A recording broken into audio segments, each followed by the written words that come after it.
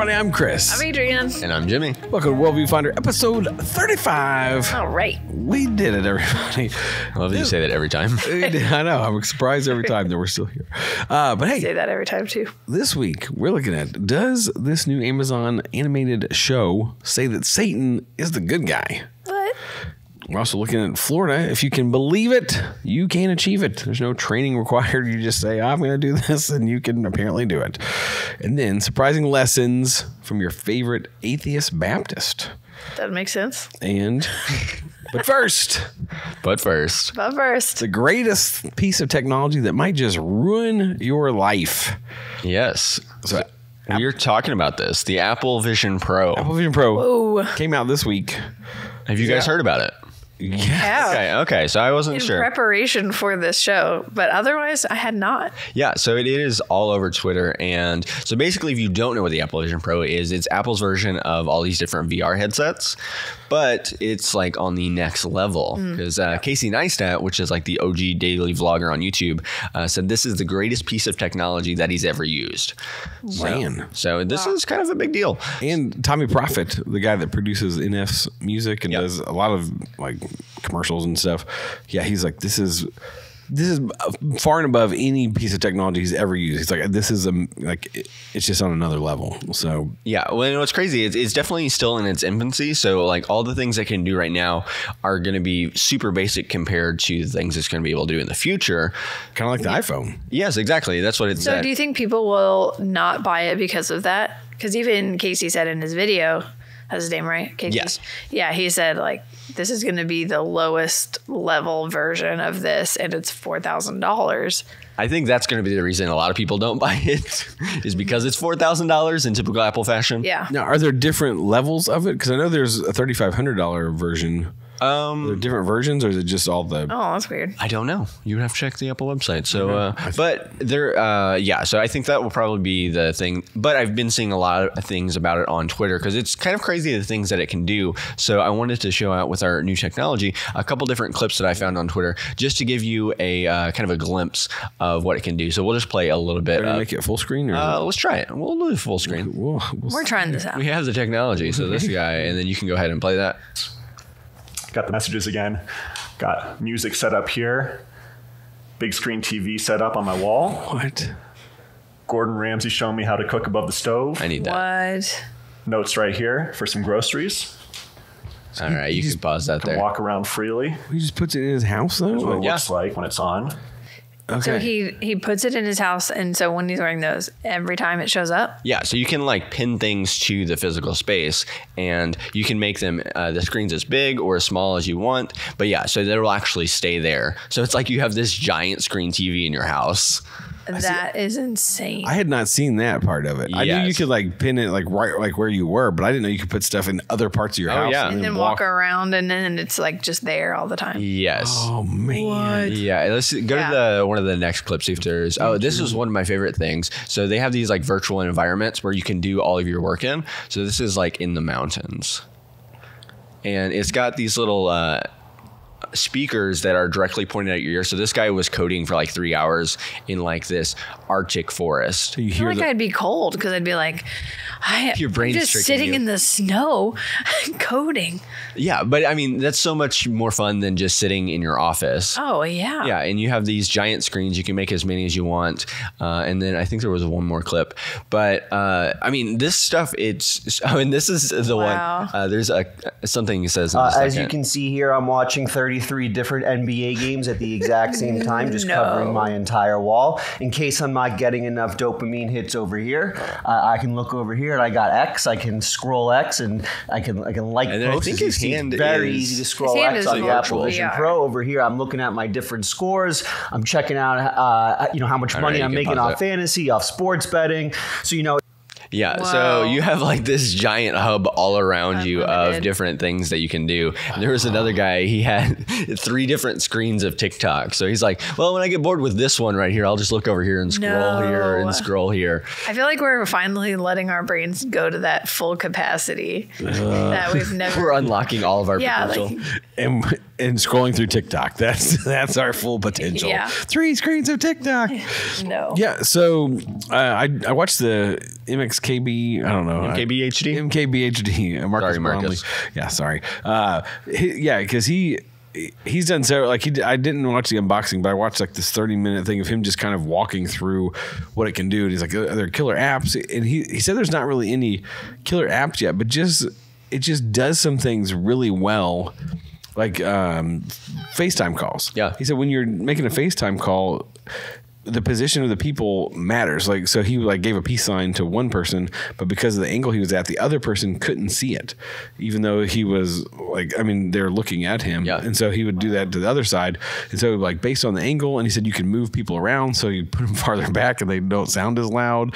And like you can, yeah. So you could do multiple people in multiple places. And so it's like, we're actually all hanging out at this virtual reality coffee shop together, and I think. Yeah, I don't know if you can do that currently. I think that's the next that's step. the next step. Well, and so that was kind of what, because we called this the greatest piece of technology that might just ruin your life. Yeah. And I think one of the questions that I have is where it could kind of ruin your life. Do you think it'll get to the point where this is almost a substitute for reality, to the point where people want to spend more time in that than their actual lives? Well, that's what I was just, when the unlocking of the potential of being in the same room. I was like, my 3 best friends we're all long distance. Yep. So we Marco Polo every day. But the potential of like, what if we could sit down at a coffee shop, like a virtual reality space, and we see each other face to face and be like, yeah, we all have a real cup of coffee in our hands, but and then just be like, oh, I'm hanging out with my friends all day. Yeah. But you're not really there. So, and then thinking about the church world, you could technically be in the room with other people, seemingly, but not really be there. And so that happens all the time anyway. Yeah, I was like, that's not anything new. Yeah. But so Casey was in Times Square. Yeah. And he was like astounded in like a overcome in like a joyful way, I guess, or like excited way. But I felt like one of the things he said that to me was like a red flag is he was like, I can't believe it. I'm in the middle of Times Square. Like everyone is around me. So many people are around me. And I'm just sitting here on this bench and like, I can work from here, or I can do whatever I want from here, which is cool. But if you think of what he's saying, it's like, I'm surrounded. I'm in like one of the most well-known places in the world, surrounded by people. And he's like not really mentally there. He's like watching a YouTube video and like scrolling through TikTok or whatever. But how is that different than if I'm sitting on the bench on my phone? Because it's the same thing, right? Yeah, but aren't you really going to do that when you're in Times Square?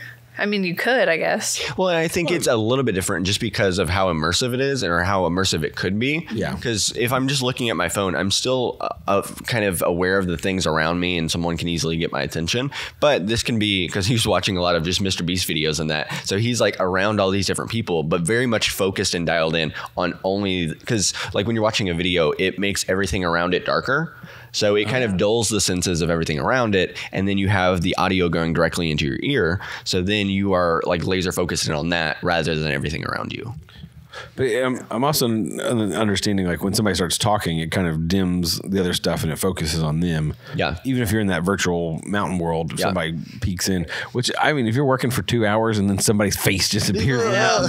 Well, Rushmore. Can you imagine that? I can totally see this in a futuristic movie where it's like there's Times Square, but everyone has these glasses on.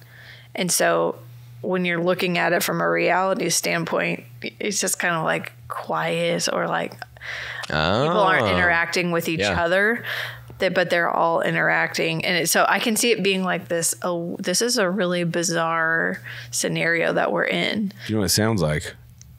Wall-E.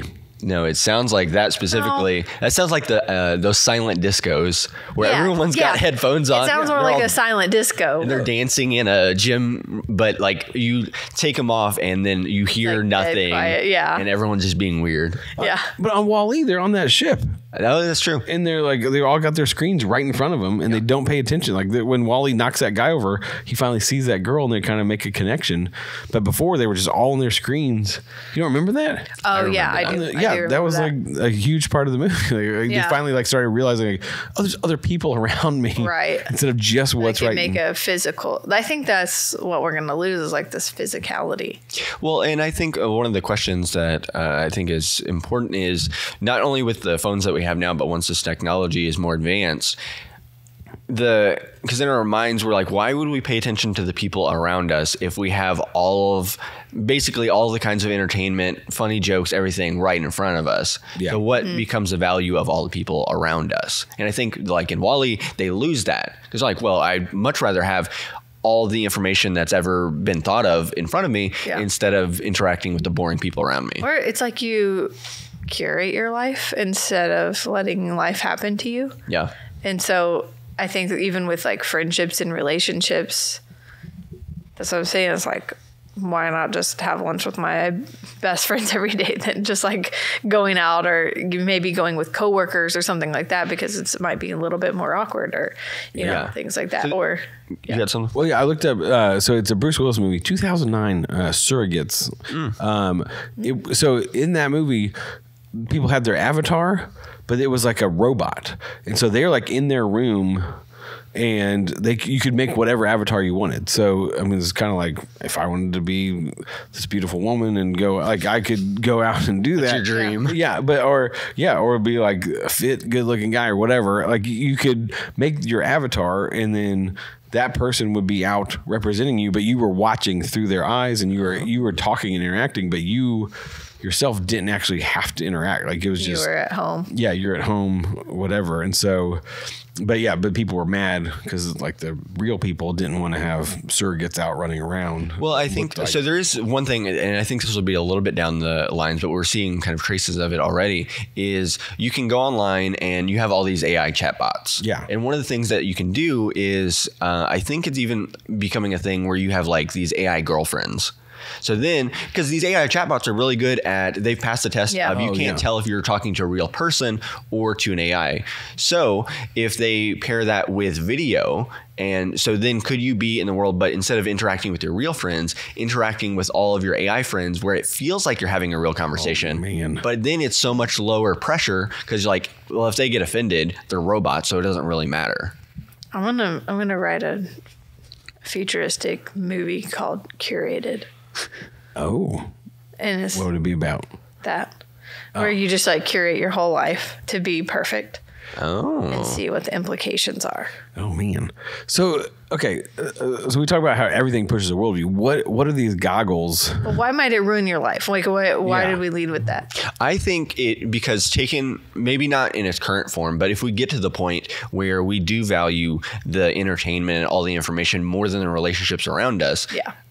Just like in WALL-E, you do that and you have too much of a good thing, and then you realize, oh, this isn't the most important thing in life, and then you lose all those relationships. Yep. But do you need them if you have access to everything in front of you? I think so, but maybe people don't think so. Are they real? Are they less real because they are virtual? Yeah, I mean, the obvious answer is yes. Like, I mean, we need interaction. I mean, Adam and like the very first. No, I'm not talking about the AI friends. I'm talking about like if you have real friends. No, I am too. Like, because when God created humanity, like He created Adam, and there was no suitable helper found, so He made Eve to be a companion for him. Like we need interaction, we need people in our lives, and so virtual people, like that's not gonna work out in the end, because we'll still be lonely and say. I mean, that's the thing. Like social media is bigger than ever, but people are lonelier than isolated us more than ever. Yeah, and so because the interesting thing with that is Steve Jobs, creator of the iPhone, interestingly enough, did not give his kids iPhones. Oh. So, and I think that's a pretty common thing with people that make these technologies. They are very aware of what it can do. And then a lot of times they either don't use it themselves, or they're like, I definitely don't want my kids to have this. Yeah. Yeah. And so I think with this, that's what I mean. It's heading to a place where, yeah, we are more connected than ever. And so it's just like, you've got this thing. Cause I watched a girl that did unboxing that she's like, she bought it on her own. She's like, I'm not sponsored by anybody. She's like, I've been waiting for this. She said for 2 years. And so she's like, I finally got it. And she put it on at first. She's like, this is not good. And she like felt sick. She's like, this is, ugh. And then she's like, oh wait, it was too tight. And then she's like messing around with it. And she's like, she actually was like tearing up. She's like, this is the most like incredible thing I've like experienced. He's like just moving things around with your fingers, like you pinch to move things, and it's just was it a Minority Report, Tom Cruise, where he's like moving stuff like it almost feels like this. It does, this new thing. And I know we've had VR headsets and stuff like that, but this just feels like a different level. And so I think you just need to be careful. Like, okay, don't let this ruin your life. Like, because you could probably spend hours in it. And with movies, you can make it as big as you want. Yeah. So it's like you're in the movie theater every time you watch something. That's crazy. I don't understand that. One of the things I saw, like if you want to practice a speech, you can just like have the Apple Auditorium, whatever they have. And I think you can fill it with people. The one I saw just was an empty room. But yeah, but you can practice your speeches, all that stuff. So. Oh yeah. But yeah, so if you want to send us one, Apple, send us one and we'll review it. We'll mess around with it. Oh yeah, please. So, all right.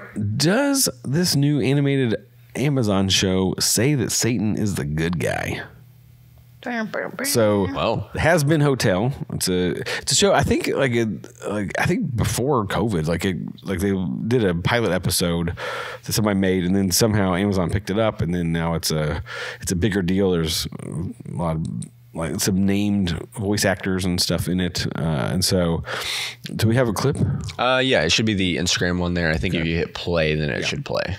So this is so ridiculous. So Amazon is putting out a new cartoon about how Satan was secretly the good guy. Once upon a time, there was a glowing city protected by golden gates, known as heaven.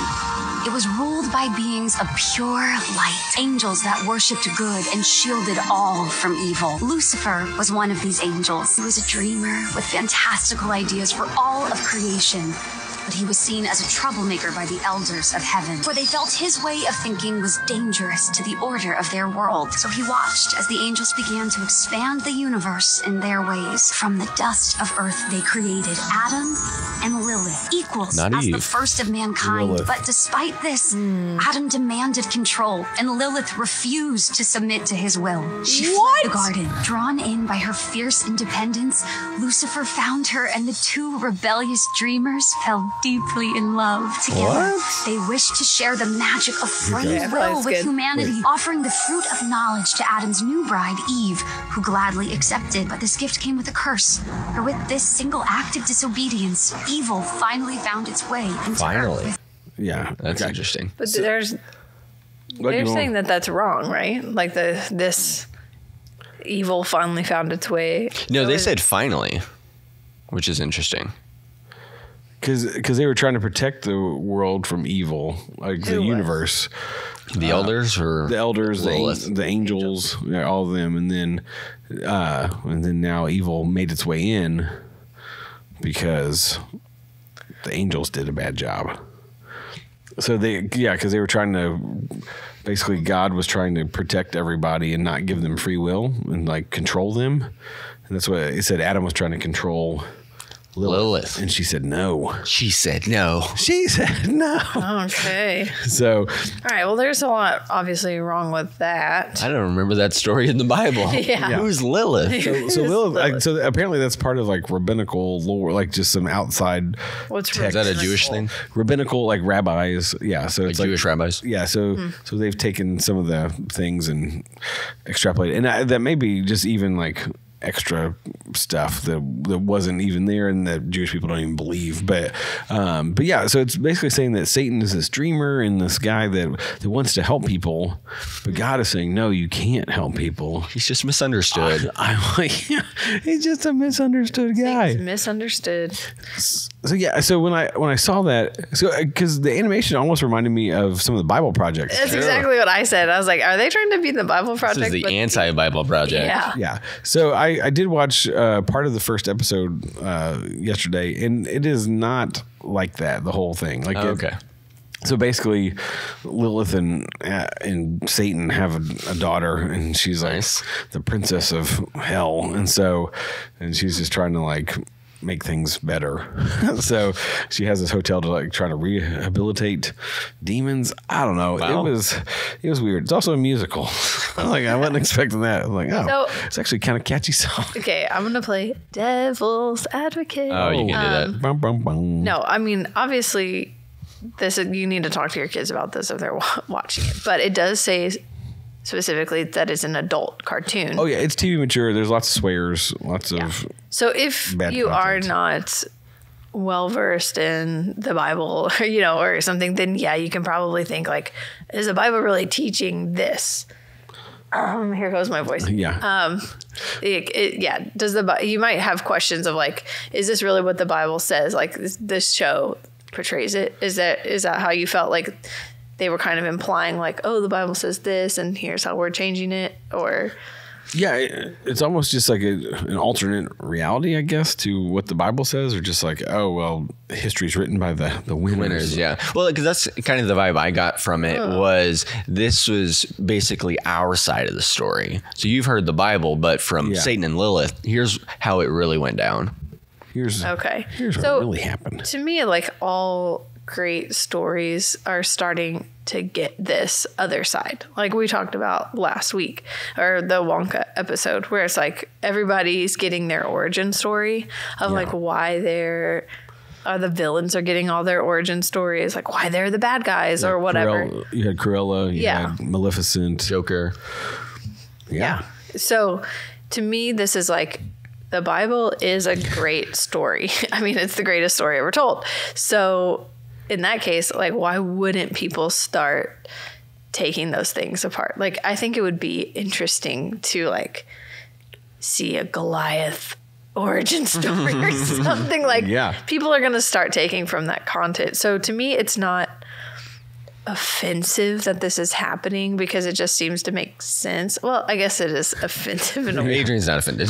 Not offensive. Yeah. Satan's a good guy. No, okay, offensive probably not the right word. More like afraid of it. Yeah. I think that's what I'm trying to say. I'm not afraid of something like this. Because the truth will win out in the end. Yes, or as like, to me, this is just another retelling of a great story. Unfortunately, this is the truth that it's retelling. That's where it gets sticky. Yeah. Well, that's what, like, cause Satan is the father of lies and nothing, like, and he always just twists. He takes something and twists it. And so to say like, oh, God didn't want us to have free will. Well, when I hear that, I'm like, oh, is that true? Like, because it's like, oh, that's what I'm saying is like, if you're not well versed in what the Bible actually says, not you, but you hear that and you're like, oh wait, what? Yeah, well, because when I heard that, I was like, oh, I hadn't thought of it in that way before, which was interesting. Like, oh, Satan was trying to give us full access to life. I mean, yeah, God was trying to like hold something back, but you're like, no, he was trying to protect us from what was going to happen. And so, because I look at my own kids, I'm like, okay, there's certain things I won't let them do or watch or whatever, and it's not to like keep them back from the truth. It's like they're not mentally ready for this, or they're like, this will hurt them or whatever. And so I try to like balance that. Withhold good things sometimes. Yeah. Or even things that they just don't know the ramifications of it. Right. Yeah. And that was the whole thing with the serpent in the garden. It's he came and said, basically saying, hey, look, I want to give you full access. I want you to be able to do what you want and decide if you should do it or not. But God, he's trying to control you. He's trying to keep you down. So you need to do what I say is good. Mm-hmm. And then they basically wanted to determine what was good or bad for themselves. So what was Satan trying to accomplish there? Wait, in the Has-Been Hotel, or no, according to the Bible? So he was trying to corrupt mankind, humankind. Yeah. To basically ruin that relationship between God and humans. And saying humans could, again, it's all about, I think, be like God. One of Satan's hugest tactics. Hugest Tactics. Like biggest tactics is to isolate and separate. And so you can, when you take that apple, as we all do at some point, of saying, I actually know what's better for me, and I'm going to, like have just as much knowledge as God. Yeah. Well, and he was basically saying, like, if you believe it, then you can achieve it, which makes me think of something else. Oh, Hey. segue.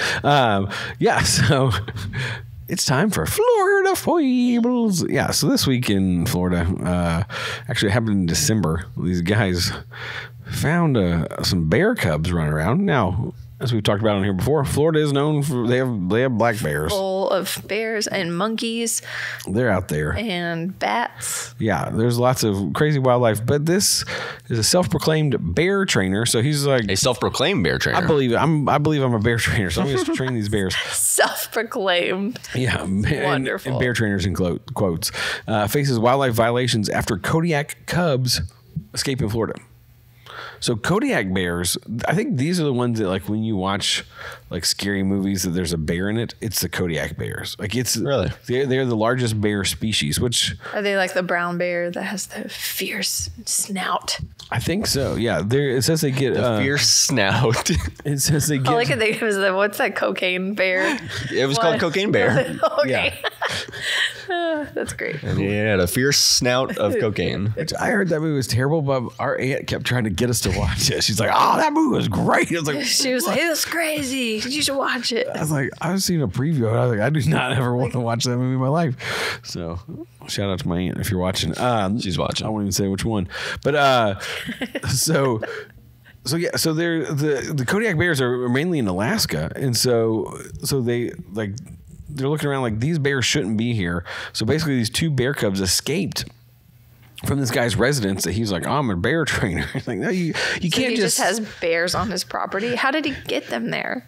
that's a great question. Put out some honey. Yeah. We need an origin story on this guy. We need an origin story on what this guy did.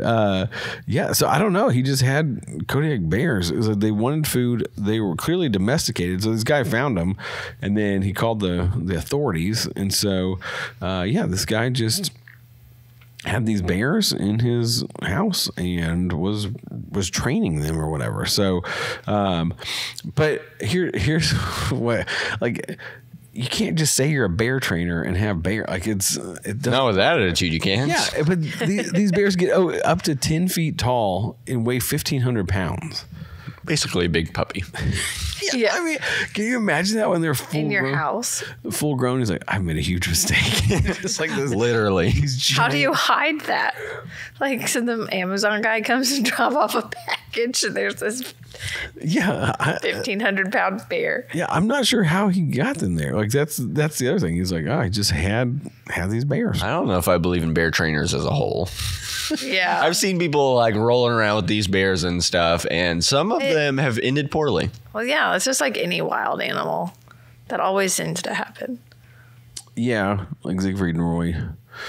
But I have seen that video of that lion that guy like reconnected with a long time later, and the lion comes and hugs him and ate his face. Yeah. He was going for the jugular. It very much looked like that. Did you know Evansville lore? If you're in Evansville, that's where we're based. Oh, At Mesker Park Zoo, we used to have lions, and We don't anymore. we don't. And one of the lions mauled a guy's arm off. Were they friends? He was the zookeeper, and he was trying to close the cage, and it just like lunged at him, so he got like trapped. It was like pulled his arm through, and so the other zookeeper had to come and like pull him out. Oh, okay. So he didn't die. He did not die. So he was a self-proclaimed zookeeper. That's what I'm hearing. Yes. man. So you can't be self-proclaimed. Self-proclaimed.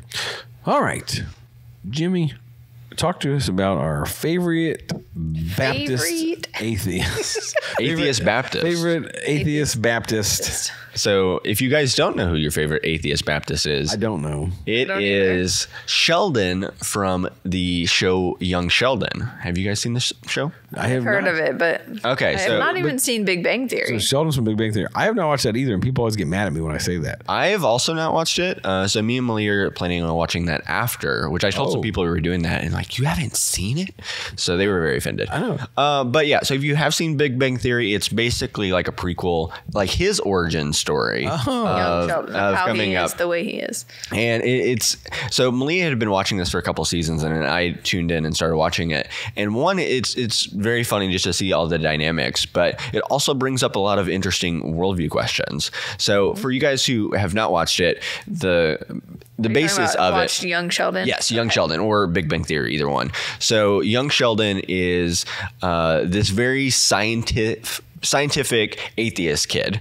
But he's extremely intelligent. Right. And like in high school when he's like... He's in college when he's like 13 years old. Okay. And so he's super smart, but he lives in Texas with his family, and his mom specifically is like super religious, and they're all Baptist, so they're a Baptist family. So that's why he's our favorite atheist Baptist.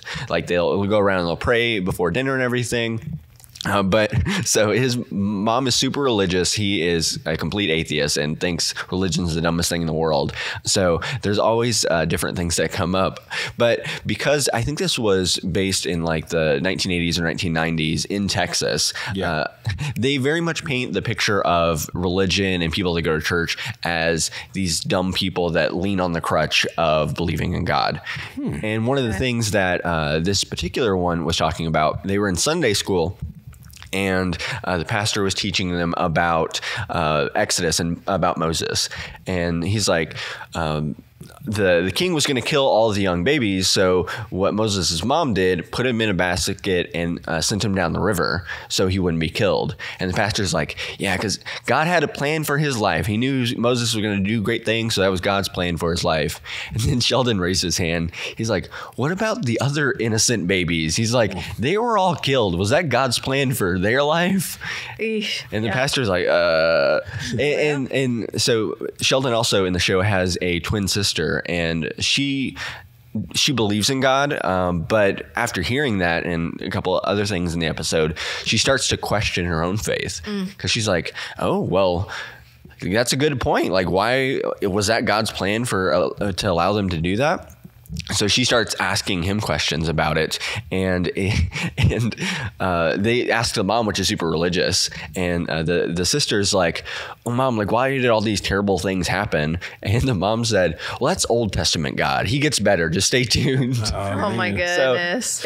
So I'm like, oh man, like, this is, I think, how a lot of people perceive Christianity. Yeah. But there's a new youth pastor that came in, and he was talking a little bit about it. And the line that stuck out to me, because he was saying to the daughter who was kind of on the fence of whether she believes or not.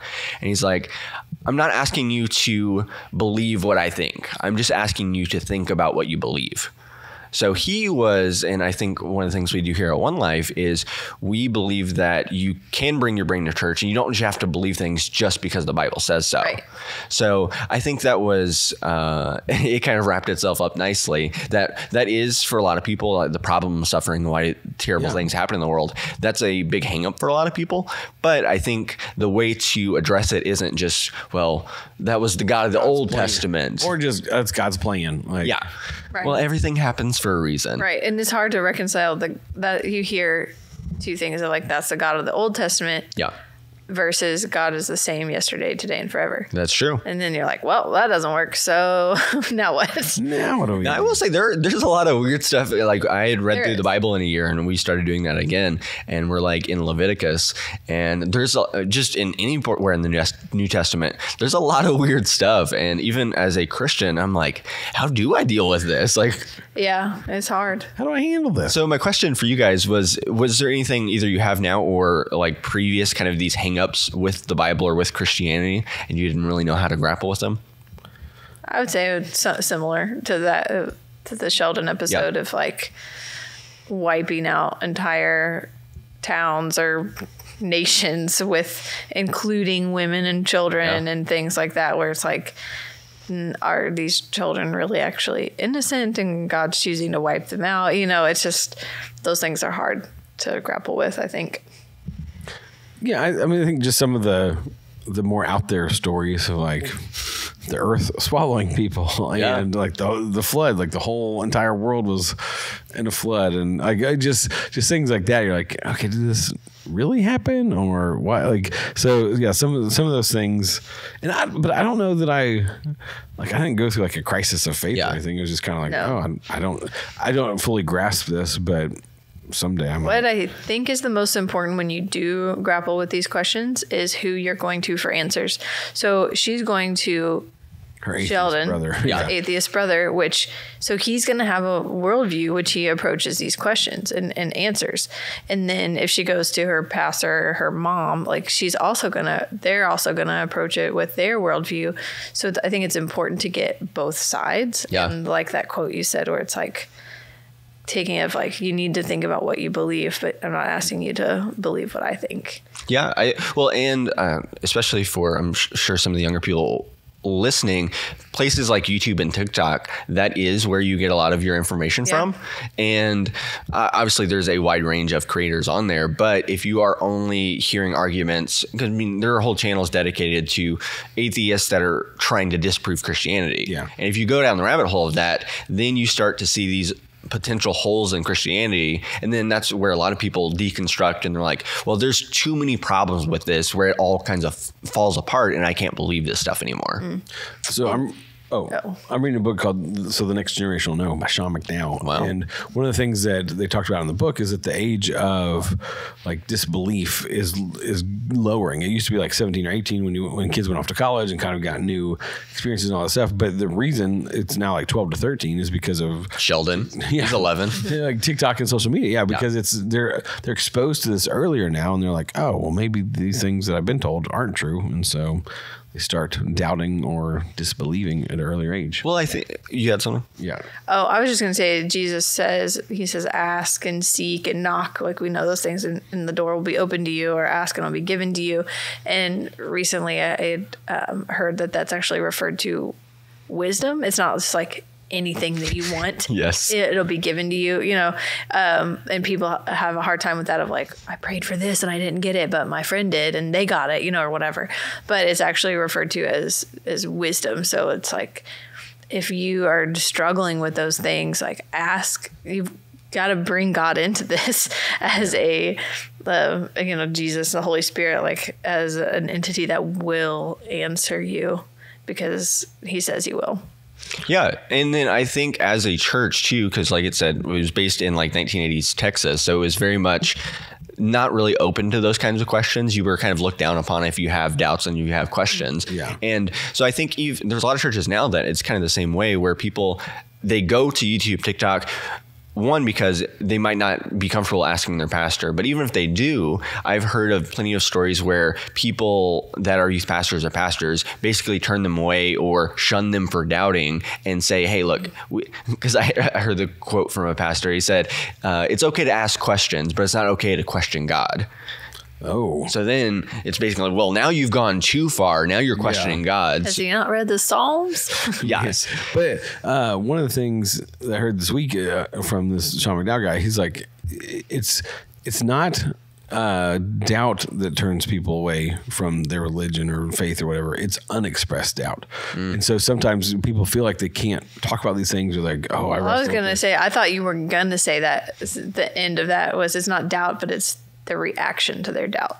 Well, it's unexpressed, I think, a lot of times because they don't feel like they have the outlet to have those conversations, or maybe they have been shut down. And so then like, okay, well, now I have other doubts, but I can't go to this guy because he just said, well, it's you can't question God. It's the Bible. Deal with it. Yeah, like I grew up in the 90s church, and I feel like that definitely was a thing at that time. I think youth pastors now are, Chris, you are one. So yeah, so at least a director are more open to being like, yeah, let's actually talk about this. Let's dive into it. Let's explore this together.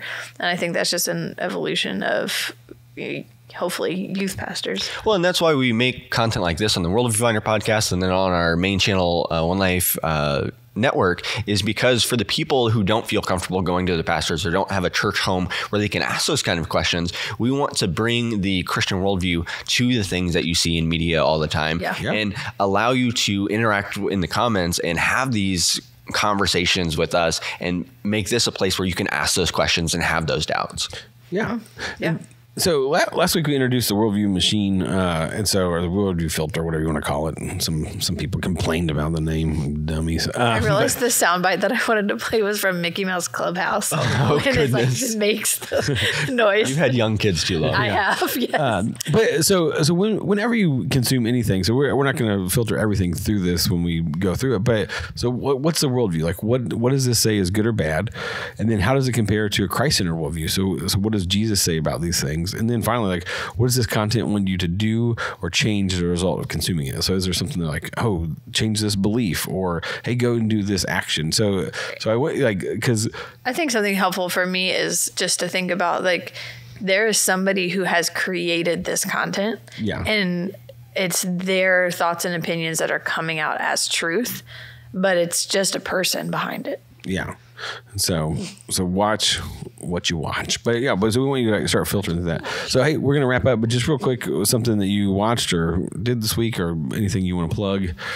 I went and saw American Fiction, which is, it got certified fresh, 95% audience score. Wow. So I was like, hey, I'd like to go see this. And it definitely has a worldview because it's about a guy who writes a book based on what he thinks people want to read, rather than what he wants to write.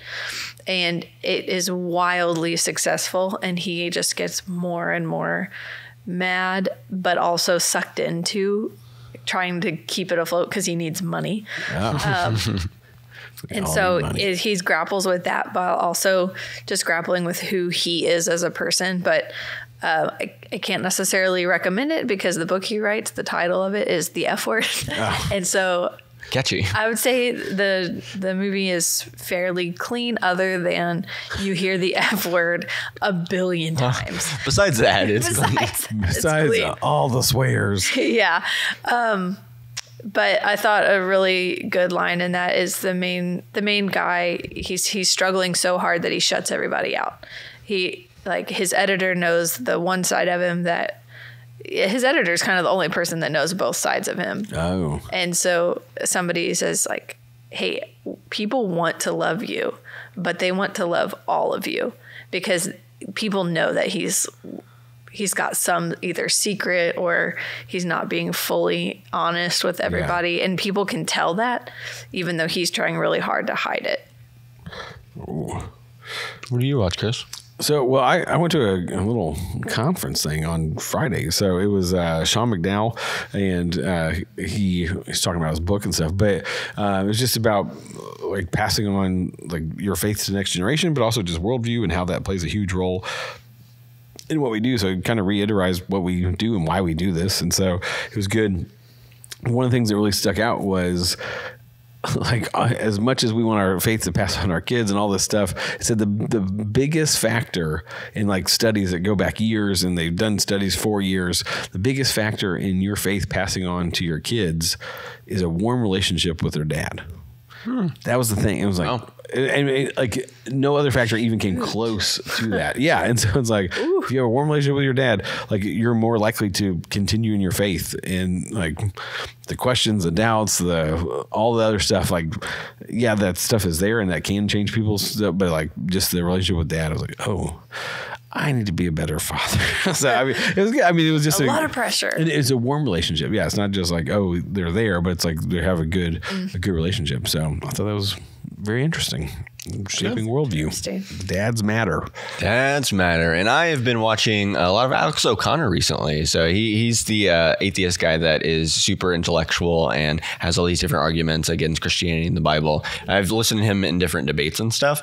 And because when I'm talking about different topics, I always like to play devil's advocate, but not just to make a problem, but to try to understand the other person's side. But then that also helps me understand my own worldview better. Yeah. Because then I'm like, okay, if people think these are holes in my worldview, let me actually think about those, not just push them aside, but think about them deeply. And then usually that helps me kind of understand my worldview a little bit better.